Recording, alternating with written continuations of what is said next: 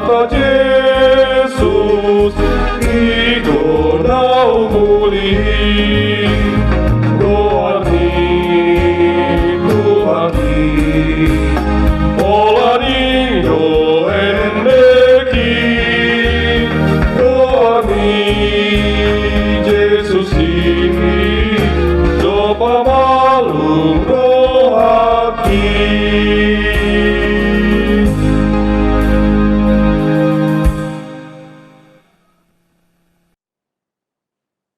Shalom Bapak Ibu Saudara-saudari yang dikasihi oleh Yesus dimanapun kita berada. Salam jumpa kembali dalam renungan firman Allah hari ini.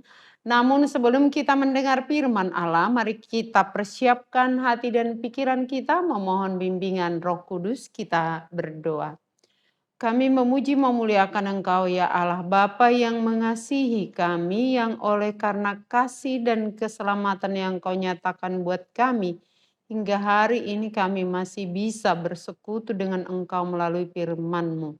Karena itu berfirmanlah Engkau Tuhan dan berikan kami Roh-Mu yang kudus, menguasai hati dan pikiran kami dan membimbing kami untuk dapat memahami kehendak Tuhan melalui firman-Mu. Dalam nama Yesus kami berdoa. Amin.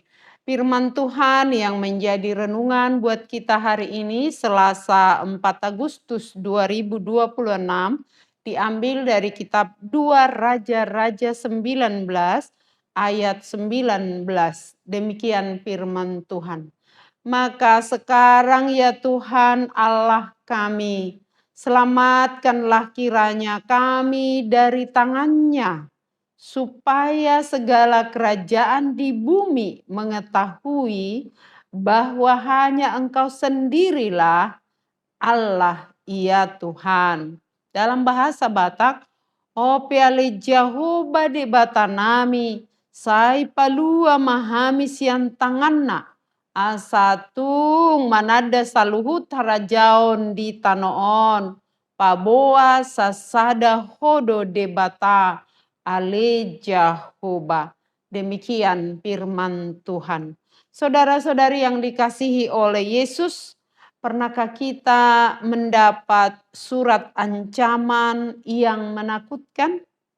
Seperti surat hasil pemeriksaan kesehatan divonis sakit kanker atau penyakit ganas yang mematikan, atau surat kegagalan, gagal dalam usaha, gagal untuk mencari pekerjaan, gagal dalam tes atau yang lainnya.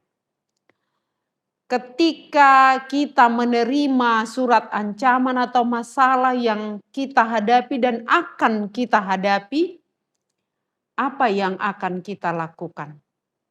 Belajar dari firman Allah hari ini tentang sikap seorang raja. Dalam hal ini disebut Raja Hizkia, raja orang Yehuda di Israel Selatan.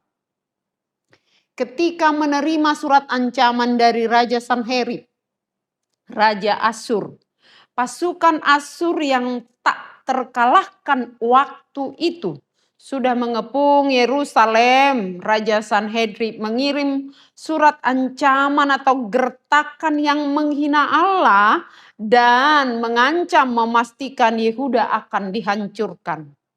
Raja Sanherib yakin bahwa Allah Israel pun tidak akan sanggup lagi menyelamatkan umat itu dari tangan atau dari kekuasaan Asyur. Karena apa? Karena bangsa-bangsa sudah dikalahkan dan patung-patung yang disembah oleh bangsa-bangsa lain juga sudah dihancurkan. Karena itu bayangannya Raja Sanherib atau gertakannya kepada umat Allah yang disampaikan melalui suratnya kepada Raja Hizkia yang mengatakan bahwa Israel akan dihancurkan. Hizkia, raja yang jujur, saleh dan mengandalkan Tuhan di tengah krisis besar dan ancaman Asyur yang waktu itu negara adikuasa, Hizkia tidak panik. Hizkia tidak mencari solusi dengan meminta pertolongan kepada bangsa lain atau kekuatan lain. Hizkia pergi ke bait Allah. Lalu berdoa. Dia pergi ke bait Allah membawa surat ancaman itu dan membentangkan surat ancaman itu di hadapan Allah. Hizkia memohon agar Allah menyelamatkan umatnya. Jadi firman hari ini merupakan doa seorang raja yang takut akan Tuhan, tetapi sedang menghadapi ancaman atau gertakan untuk dihancurkan oleh kekuatan yang memang waktu itu negara adikuasa tadi saya katakan.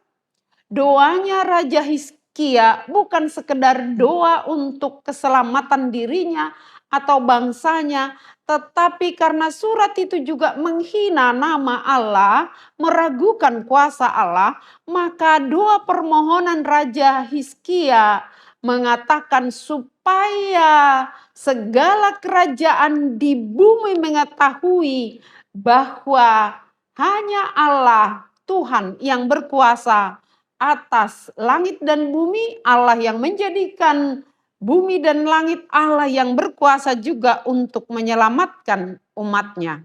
Karena itu saya mau buat satu pantun untuk itu. Terbang tinggi burung cendrawasih, hinggap sebentar di atas dahan. Hizkia berdoa penuh kasih agar nama Tuhan dimuliakan.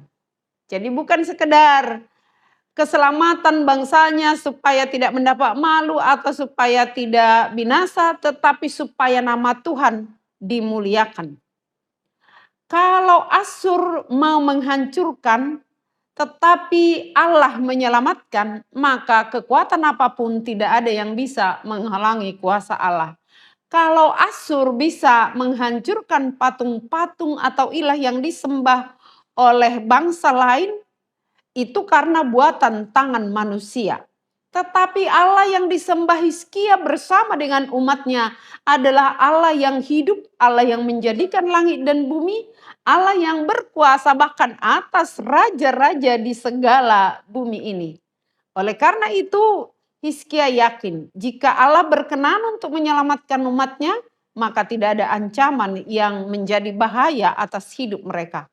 Karena sesungguhnya kuasa Tuhan yang membebaskan sudah nyata, mulai dari membebaskan umatnya dari perbudakan di Mesir dan membawa mereka masuk ke tanah yang dijanjikan oleh Allah sudah terbukti. Janji Allah sudah digenapi. Doa Hizkia bukan berfokus pada keselamatan dari ancaman atau bangsa lain, tetapi fokus pada kemuliaan nama Allah. Sebab surah ancaman bukan hanya ditujukan kepada Yehuda, tetapi juga sekali lagi penghinaan kepada Allah. Karena itu dengan keselamatan yang dinyatakan kepada umat dan orang-orang pilihan, nama Tuhan dimuliakan. Dunia mengetahui, segala kerajaan akan mengetahui, akan melihat tidak ada Allah seperti Allah yang disembah oleh Hizkia. Kita bandingkan dengan kita sekarang dalam doa-doa kita ketika menghadapi masalah, ketika kita gagal, ketika kita mengalami usaha yang bangkrut atau apapun, doa kita cenderung berpusat kepada diri kita sendiri. Misal, Tuhan tolong kami agar bebas dari masalah ini. Atau Tuhan tolong angkat beban kami supaya kami tidak mendapat malu. Jadi tetap berfokus pada diri sendiri. Tentu tidak salah. Tetapi firman Allah hari ini mau mengajar kita ke doa yang level lebih tinggi.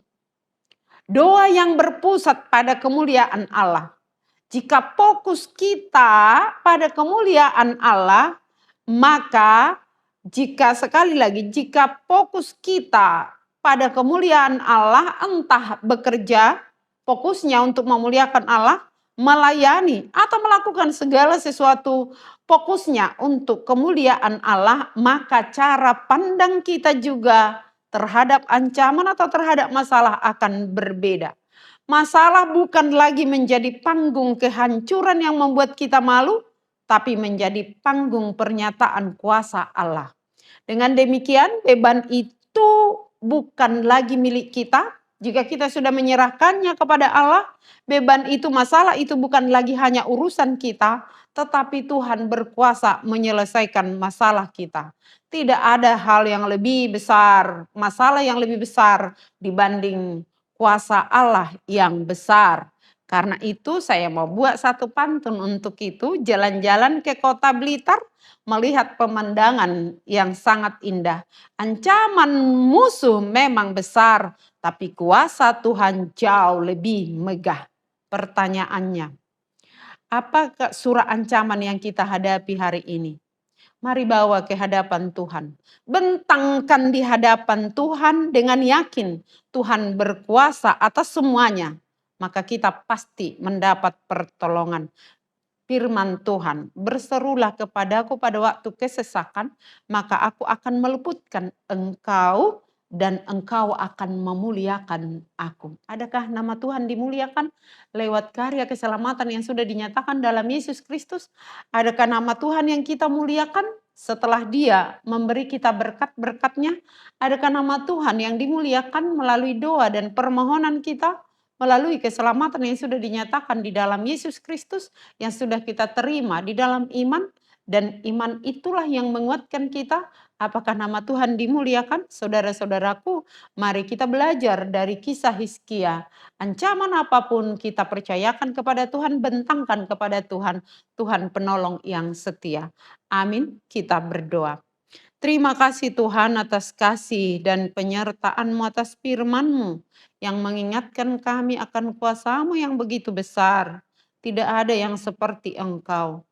Gertakan ancaman apapun yang datang kepada kami ketika kami melayani, ketika kami memberitakan firman-Mu. Yakinkan kami Tuhan, bahwa masalah itu bukan lagi sekedar masalah kami, tetapi adalah urusan Tuhan yang akan menopang kami. Sehingga masalah bukan lagi menjadi titik kehancuran, tetapi menjadi panggung kuasa Tuhan dinyatakan. Terima kasih atas firman-Mu. Yakinkan seluruh umat-Mu yang mendengar firman ini, apapun yang dialami, ancaman apapun, masalah apapun, biar semuanya boleh mempercayakan hidupnya kepada Tuhan dan bukan sekedar egonya yang dibebaskan atau dipenuhi, tetapi nama Tuhan yang dimuliakan. Berkati bangsa negara kami, berkati para pemerintah kami, agar mereka juga menyadari bahwa ada kuasa, ada pemerintah, ada raja yang lebih berkuasa dari mereka, sehingga mereka pun boleh tunduk pada kekuatan Allah yang maha kuasa, dan tidak ada seperti kekuatan Allah yang telah menyatakan dirinya di dalam Kristus. Tuhan yang baik, berkati jemaat-Mu, berkati masyarakat. Jika ada yang mendengar firman-Mu di dalam keadaan duka, Tuhan hiburkan, lemah Tuhan kuatkan, dan yang sakit Tuhan sembuhkan. Kami serahkan semuanya hanya ke tangan pengasihan-Mu. Hanya dalam nama Yesus kami mohon pengampunan-Mu, dan sempurnakan doa kami di dalam doa Bapa kami. Bapa kami yang di sorga, dikuduskanlah nama-Mu. Datanglah kerajaan-Mu, jadilah kehendak-Mu di bumi seperti di sorga. Berikanlah kami pada hari ini makanan kami yang secukupnya, dan ampunilah kami akan kesalahan kami seperti kami juga telah mengampuni orang yang bersalah kepada kami. Dan janganlah membawa kami ke dalam pencobaan, tetapi lepaskanlah kami daripada yang jahat, karena Engkau punya kerajaan dan kekuasaan dan kemuliaan sampai selama-lamanya. Amin. Kasih karunia dari Tuhan Yesus Kristus dan kasih setia dari Allah Bapa serta persekutuan Roh Kudus menyertai kamu sekalian. Amin. Shalom.